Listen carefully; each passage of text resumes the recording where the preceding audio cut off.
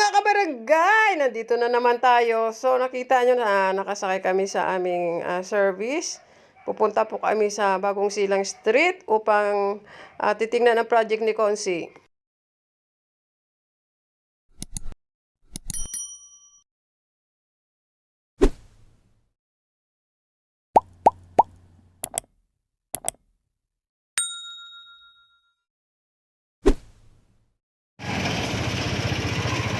Ay!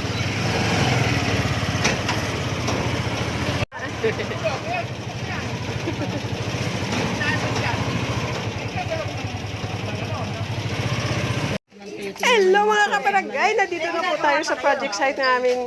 Minamahal na ko si Hala. At dito nakikita namin ang mga tao na gumagawa. So ito pala yung nangyari. Nakatibag na po yung ating kalsada. Kasi itong project nito ng ating mahal na konsihala ay drainage canal with construction of daan. Yan, kalahating parte lang ng daan muna unahin dahil depende po sa budget na binigay po sa kung magkano po yung magkasya, yun lang po ang pwede gagamitin. So ayan na po, ang sabi ng mga tao ay nag-aantay lang po sila ng tosang na dumating at ilalagay na po nila dyan sa may kanal at tatakpan na at ayun, simula na ang daan. Ilan na nailagay yung tosang lubuyan? Yun lang, di ba? Anin lang?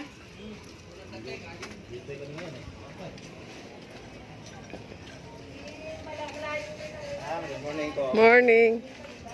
So, tayo ay maglalakad papunta doon sa dulo. Naglalakad po tayo pero yung ating cellphone ay sumasayaw. So pagpasensya nyo na po, mahilig sa sayaw yung ating cellphone. So pupunta tayo doon sa dulo. Titingnan po natin kung ano po yung improvement ng nagawa ng mga tao. So hindi ko pa naitanong kay Kunsi kung ilang araw nang ginagawa.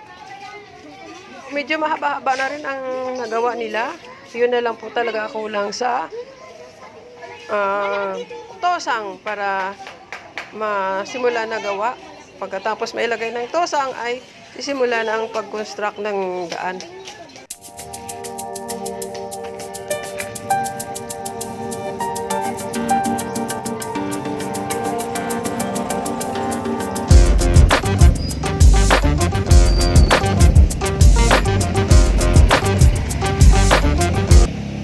Lilipat naman po kami sa kabilang kalye kung saan naghahanap po si Consi ng pwede pagtatayuan ng kanyang solar project.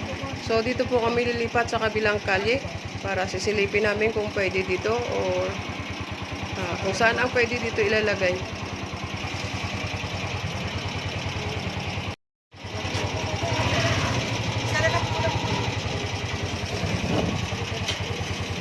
Diyan ilalagay? Kasama sila sa bagong sito. Hiyo. Eh, nakarap dito yung ilaw. Di ba kasi? Oh, ito hindi pwede mapuno rito. Wala lock dito. Doon. Ay, tara.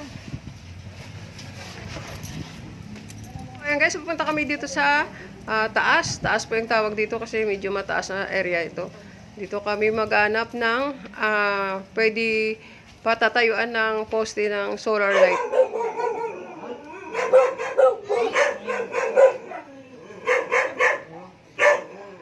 Anong ilan ba?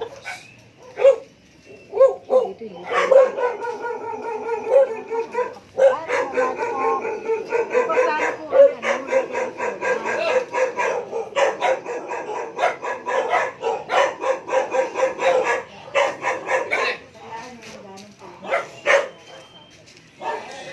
Siyempre.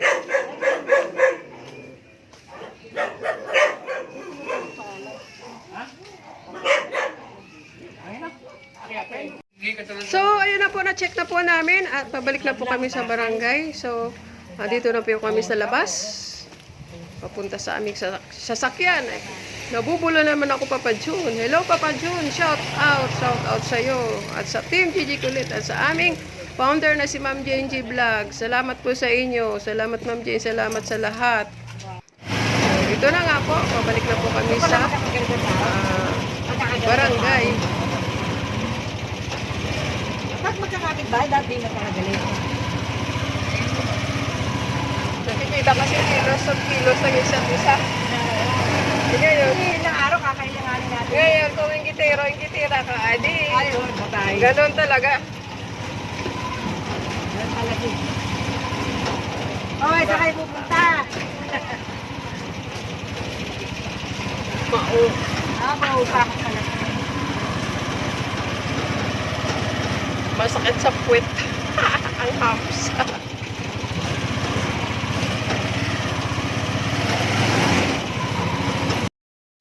Bakit may inahaya na ako dito sa Mario? Eh, umuulan na naman.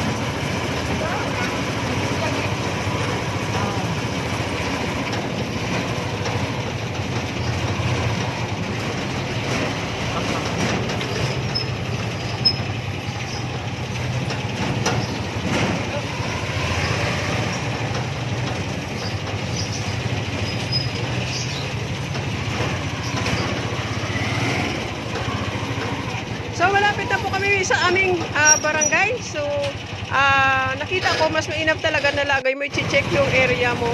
At para makikita mo kung ano mga kakulangan, ano mga pwede gagawin. At iba pang mga problema sa sityo na naka-assign sa'yo. So, ito ay malaking tulong din sa ating mga kabarangay na mapalapit tayo sa kanila para malaman din nila kung na hindi natin sila pinababayaan. Kung ano man yung problema, nandyan tayo sa kanila. So, bilang public servant po, patuloy lang po natin na magserbisyo ng maayos at iwasan po natin ang magiging corrupt. Kasi iyan po yung nakapasama sa ating governance, pamamahala natin sa isang barangay. So, kahit saan ka mapupunta, basta corrupt ka, hindi ka nagtatagumpay. So, hanggang dito lang po tayo at mga paalala lang naman po yung sa akin. Wala naman po akong tinutukoy dyan.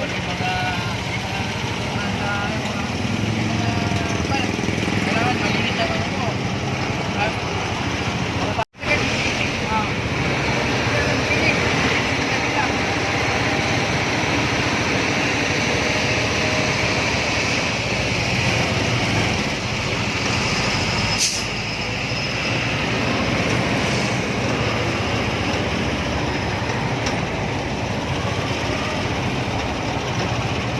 Galit si Kalbo, walang natatak. Ay, galit si Kalbo, wala natatak tao. Ayoko dyan. Andito na po kami sa barangay, nakarating na po kami. So, binisita namin ang project ng aming konsyala Presi, kakabitan ng solar, tsaka ongoing na rin po yung kanal, tsaka road construction. Okay, hanggang dito lang ako guys. Thank you.